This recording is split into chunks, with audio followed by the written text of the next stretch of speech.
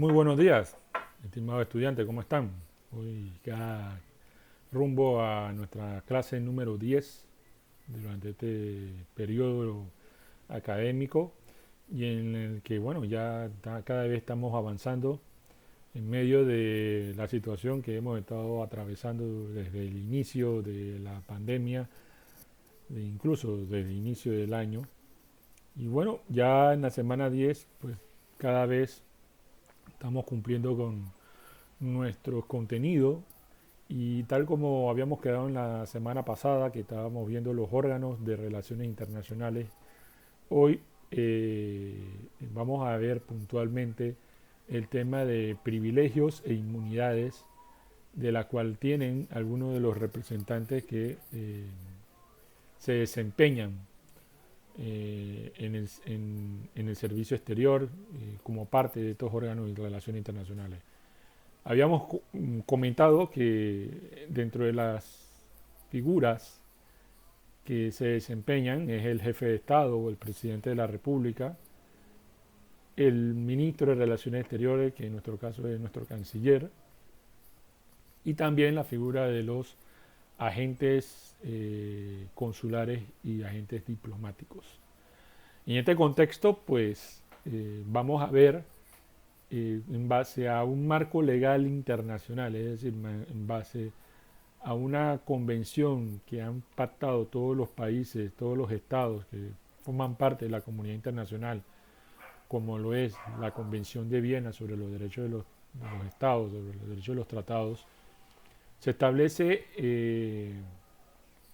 un marco regulatorio en virtud de esa relación que existe entre los representantes de un Estado en territorio de otro Estado.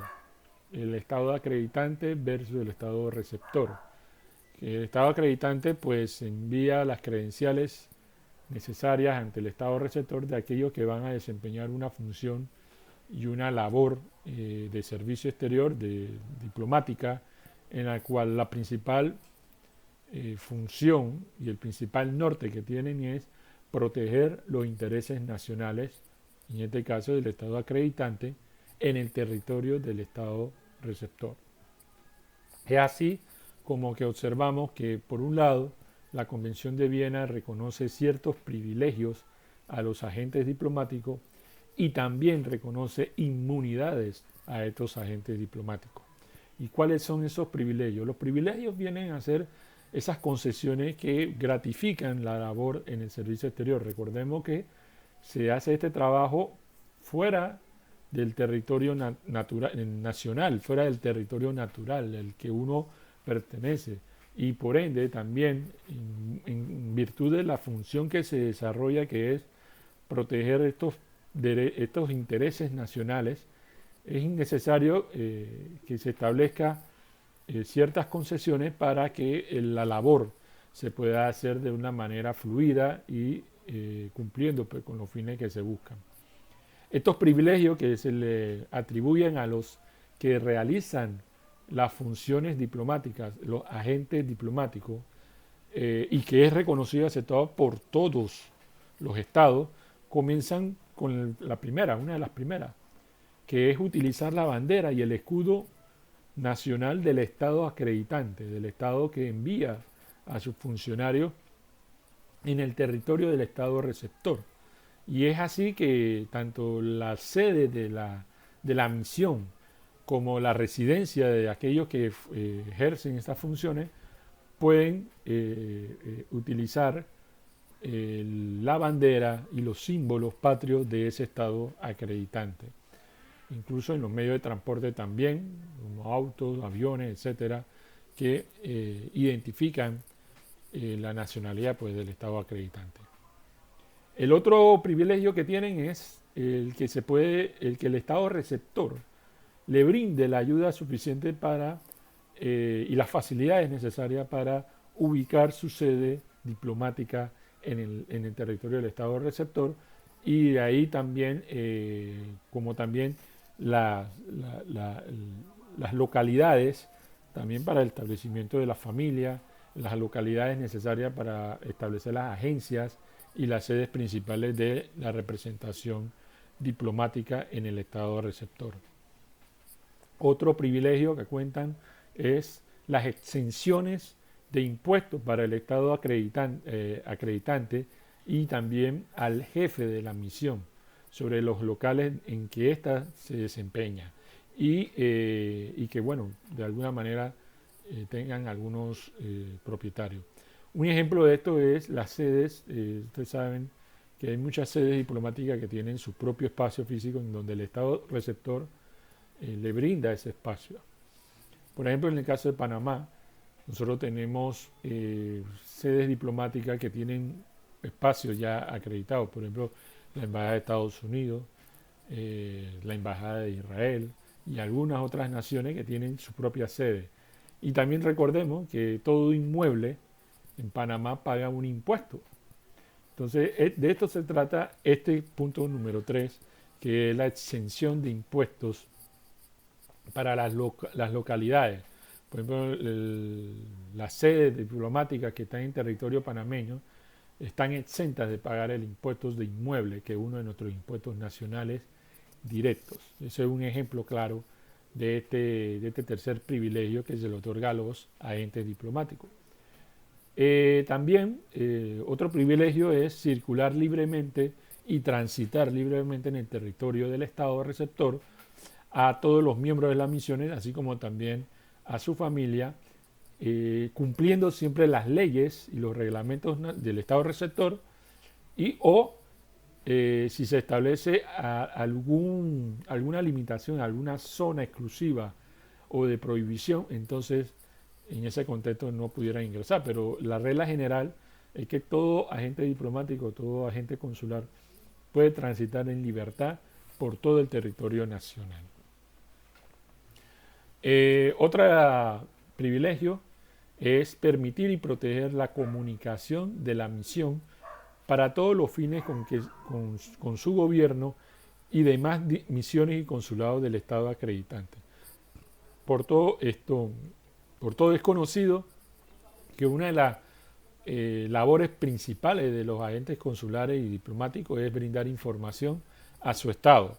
Y es ahí en donde se ejerce este principio o este privilegio de que se respeta la comunicación por todos los medios que se utilicen lícitos de esa comunicación que debe existir y mantenerse entre los representantes del estado acreditante con respecto a sus autoridades y superiores jerárquicos en el estado del cual provienen.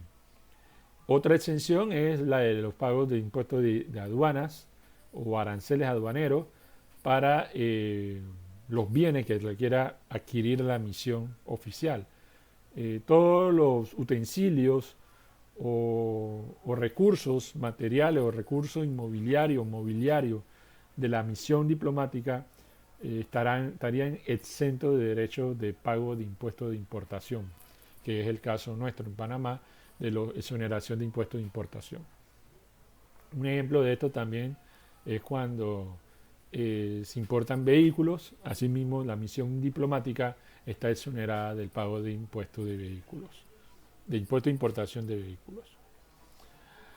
De esta manera, pues también podemos ir avanzando con otros privilegios, pero me gustaría ahora adentrarnos en el mundo de las inmunidades. ¿Y qué es una inmunidad? Una inmunidad es la condición o la garantía que tienen los agentes consulares de poder llevar a cabo su labor sin ninguna limitante y sin ningún peligro o amenaza por el ejercicio de su labor. Las inmunidades, dentro del contexto diplomático y de las relaciones internacionales, hacen sentido para que el agente consular, el agente diplomático, pueda desempeñarse en libertad y cumpliendo con los fines por el cual su Estado lo requiere en el país receptor. Una de estas inviolabilidades, de estas inmunidades, son precisamente la inviolabilidad. La inviolabilidad es no transgreder la integridad, la seguridad de los agentes diplomáticos como también de sus sedes diplomáticas y de los recursos de los cuales tienen. se establece un principio de no violar las comunicaciones, las residencias, las localidades en que se encuentran estos agentes diplomáticos, como también de la documentación oficial de estos agentes diplomáticos, de los cuales el Estado receptor no puede inmiscuirse en esa información o en esos recursos. Por ende, se establece la inviolabilidad como una inmunidad para los diplomáticos, la inviolabilidad de los locales, de la residencia, de los archivos y documentos, la inviolabilidad de la correspondencia. Otro ejemplo de inmunidad es precisamente la protección que reciben tanto la persona y la residencia particular del agente diplomático, encarnada en la figura del agente diplomático, esa persona que ejerce esa función. Se le goza de esa protección, e incluso es extendida a la situación de que por ninguna causa o motivo puede ser arrestado o detenido. En estos casos, si surge una incidencia, deben de seguirse los protocolos internacionales de cómo se atienden actos criminales ocasionados por los agentes diplomáticos, pero no pueden ser arrestados, pueden ser detenidos por autoridades del Estado receptor. El agente diplomático también goza de esta inmunidad en materia penal, en la jurisdicción penal, en la jurisdicción civil, en la jurisdicción administrativa. Y el principio que se busca es que todo nacional o todos los agentes diplomáticos tienen el derecho de ser juzgados por sus propias autoridades nacionales.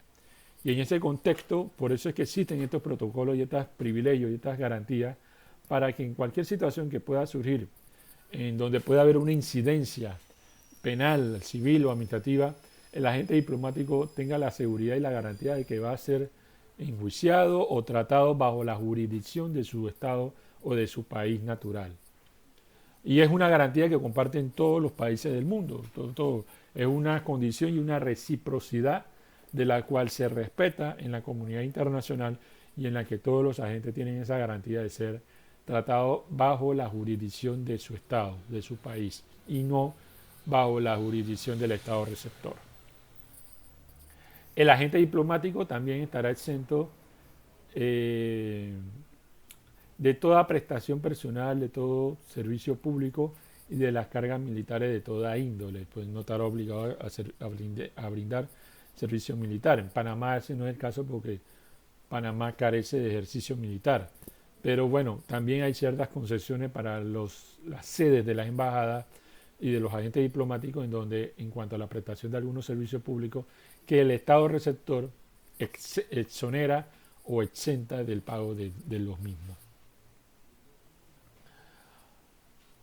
Ahora, habiendo ya citado las principales inmunidades y los principales privilegios de los cuales gozan algunos agentes consulares o algunos servidores pues diplomáticos, es oportuno también señalar que existen misiones de carácter temporal y de carácter representativo que se realizan para temas muy específicos y que distintas a las sedes permanentes o sedes locales de estas representaciones de los estados acreditantes, hay misiones que se cumplen por periodos muy cortos y muy específicos.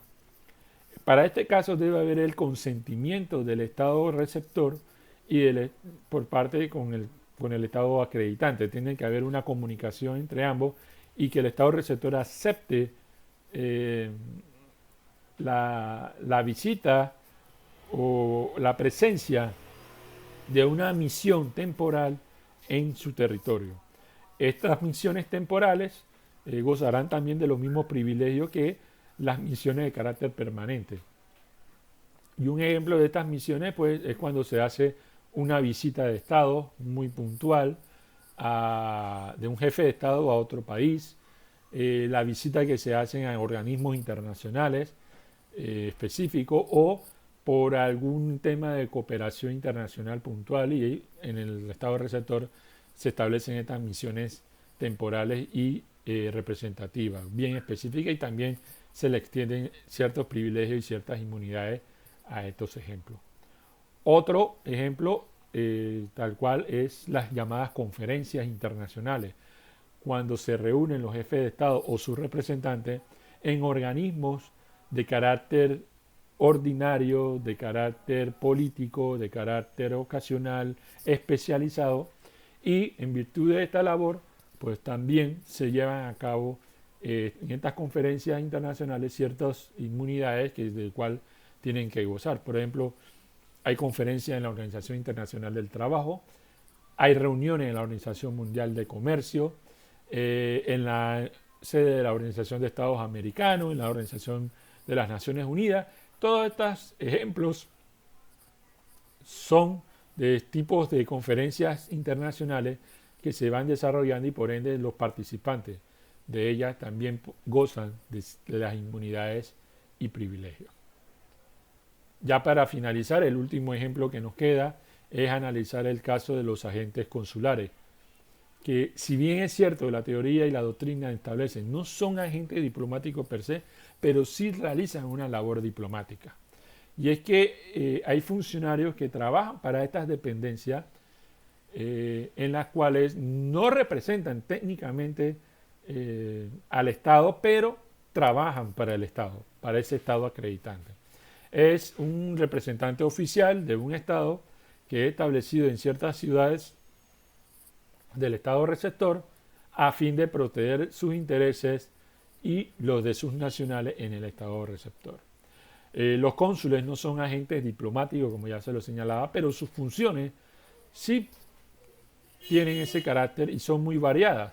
Se refieren a los aspectos de protección de los nacionales, ya sean personas jurídicas o personas naturales, a la información del Estado, también asumen algunas funciones de carácter administrativo, notarial, de colaboración con la justicia, y también algunas relativas pues, a la temática civil, por ejemplo, la inscripción de un nacimiento, etc. Los agentes consulares realmente tienen la misión de cumplir un tema bien puntual y específico. Una temática, por ejemplo, en Panamá tenemos agentes consulares marítimos que atienden todo lo que es el aspecto del abanderamiento de naves y de las funciones de consular y naves que se llevan a cabo en muchos países, por ejemplo en Grecia, en Italia, en Inglaterra. Todos tienen una sede consular de carácter marítimo y con los fines de proteger precisamente el abanderamiento de naves, que es uno de nuestros intereses nacionales. Así que Panamá tiene ese interés de que se mantenga como la principal flota de abanderamiento de naves, y es ahí donde tiene sentido la creación de cónsules marítimos en las latitudes de otros estados, de los estados en donde tenemos una misión diplomática. Parte de las funciones de los agentes consulares principalmente es proteger en el estado receptor los intereses del estado que envía y de sus nacionales, ya sean personas naturales o jurídicas, como ya lo señalaba. Otra función, fomentar el desarrollo de las relaciones comerciales, económicas, culturales y científicas entre el Estado que envía y el Estado que los recibe, así como de promover las relaciones de amistad entre los mismos. Ya las últimas, para concluir, también tienen los agentes consulares el deber de informarse por todos los medios lícitos de las condiciones y de la evolución de la vida comercial, económica y cultural y científica del Estado receptor en el que se encuentran. Informar al respecto al gobierno del Estado que envía y proporcionar datos a las personas interesadas, que serían las autoridades.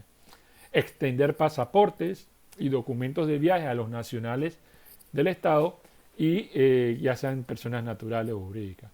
Actuar en calidad de notario en las funciones de registro civil y similares, y prestar ayuda y asistencia a los nacionales del Estado que envía, sean personas naturales o jurídicas. Entonces, la función bien amplia, la de los cónsules, a pesar de que técnicamente no son diplomáticos que representen la labor, que representen la personería jurídica o la persona jurídica del Estado, pero sí llevan labores del Estado. Bueno, muchachos, con respecto a este tema, ya nos queda señalar que los órganos de relaciones internacionales cumplen una misión y una función puntual, que es estar presente en el Estado receptor y proteger y salvaguardar los intereses del Estado que representan, es decir, del Estado acreditante. En todo caso, los intereses nacionales están diseminados en varias temáticas, en materia comercial, en materia cultural, en materia científica, económica, etc. Nosotros como país también tenemos intereses nacionales muy marcados. Uno de los ejemplos que les cité es precisamente en materia marítima. Somos uno de los principales países de abanderamiento de naves y con ello entonces es parte de uno de los intereses nacionales que se visualizan y se entienden en el contexto de esta temática. Por lo pronto, pues es todo por hoy en cuanto al tema de organismos y relaciones internacionales. La próxima semana vendremos con un tema nuevo y para mí ha sido grato volverme a encontrar con ustedes y desarrollarle nuevamente un día más de clase a pesar de las circunstancias en que vivimos. Espero volverlos a ver la próxima semana y cuídense y cuiden a los suyos. Chao.